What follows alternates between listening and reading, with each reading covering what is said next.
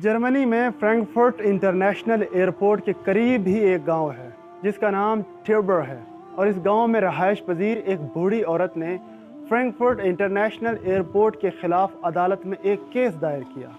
उस केस में औरत ने बयान किया कि रात के वक्त जहाज़ों का शोर इतना ज़्यादा होता है कि मैं रात को सो नहीं पाती, जिसकी वजह से अक्सर मेरी तबीयत भी ख़राब रहती है।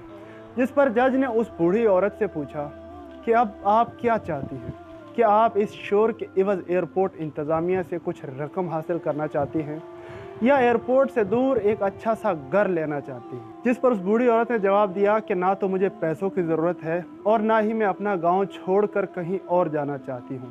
मैं यहां अपने ज़ाती घर में रहती हूं और अरसा दराज से यहीं ज़िंदगी गुजार रही हूं, लिहाजा इस मसले का कोई और माकूल सा हल निकाल लीजिए।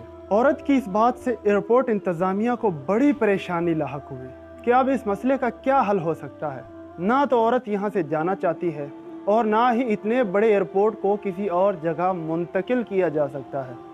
लिहाजा एयरपोर्ट हुक्काम ने औरत को अपना केस वापस लेने के लिए बेशुमार फरमाइशें की, जिसमें यहाँ तक कहा गया कि हम आपको एयरपोर्ट से दूर एक पुरसकून जगह पर एक आलीशान घर बना कर देंगे और साथ ही साथ बड़ी रकम भी देंगे। लेकिन वो बूढ़ी औरत अपने केस से पीछे हटने का नाम ही नहीं ले रही थी। आखिरकार जज ने उस बूढ़ी औरत से कहा कि अगर हम आपकी नींद के टाइम को मैनेज कर लें तो कैसा रहेगा, यानी रात का एक मखसूस टाइम जब आप सो रही हों तब एयरपोर्ट पर एक भी फ़्लाइट नहीं उतरेगी। क्या आपको ये फ़ैसला मंजूर है? जिससे वो औरत मुतमईन हो गई और तब से लेकर आज तक इस फैसले को 11 साल गुजर गए, लेकिन आज भी जर्मनी के फ्रैंकफर्ट इंटरनेशनल एयरपोर्ट पर रात 12 से लेकर सुबह 5 बजे तक कोई भी फ़्लाइट लैंड नहीं करती। रात के 12 बजते ही एयरपोर्ट पर बिल्कुल सन्नाटा छा जाता है।